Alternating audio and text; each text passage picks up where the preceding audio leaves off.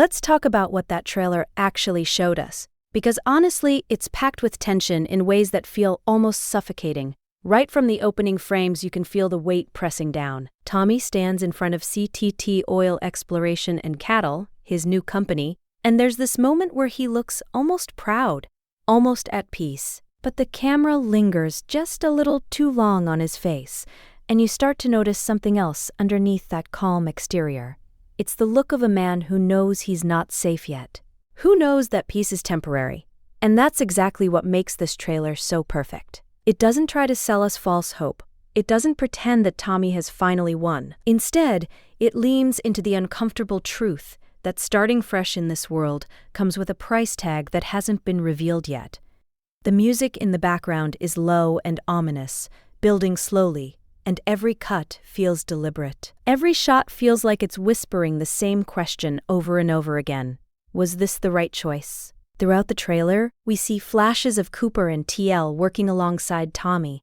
There's genuine warmth there, genuine partnership. For the first time in this entire series, Tommy isn't working for someone else's vision. He's building something with his own hands, with his own family. And that should feel triumphant, right? That should feel like the reward he's been chasing since Monty died and left him holding the pieces of an empire that was never really his to begin with. But the trailer doesn't let us celebrate. It keeps cutting back to shadows, to phone calls that look tense, to moments where Tommy's jaw tightens and his eyes go cold, because the reality is that CTT isn't some independent venture floating free from the past. It's still connected to everything that came before, to every deal Tommy made, to every compromise he swallowed, and most importantly, to Galeno. The trailer makes that painfully clear. We see Galeno in a few brief shots, and even though he barely speaks, his presence dominates every scene he's in. He's smiling in one frame, standing in a doorway in another, and in both moments you can feel the control he still has over Tommy's life. Because here's the thing about Galeno that the trailer understands perfectly. He doesn't need to shout or threaten. He doesn't need to wave a gun or make dramatic speeches. He just needs to exist in Tommy's orbit, and that's enough. That's enough to remind Tommy and remind us that favors are never really repaid. That debts don't disappear just because you start a new company with a new name on the door.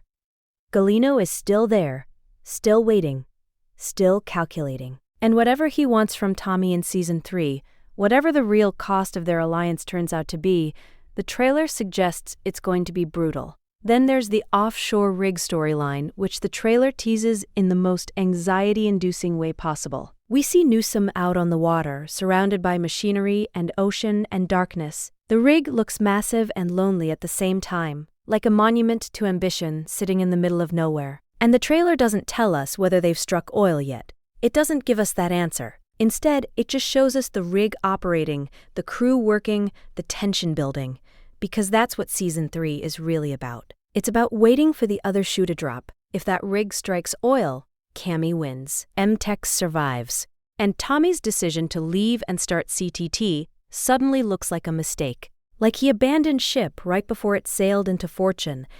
But if the rig fails, if there's no oil out there in the deep water, then Cammy's entire gamble collapses. MTech goes under. And Tommy, walking away, starts to look like the smartest thing he ever did. Either way, though, the trailer makes it clear that this rig isn't just a business story. It's personal. It's the final measure of whether Cammy's leadership can actually work without Tommy, whether she made the right call when she fired him and took control.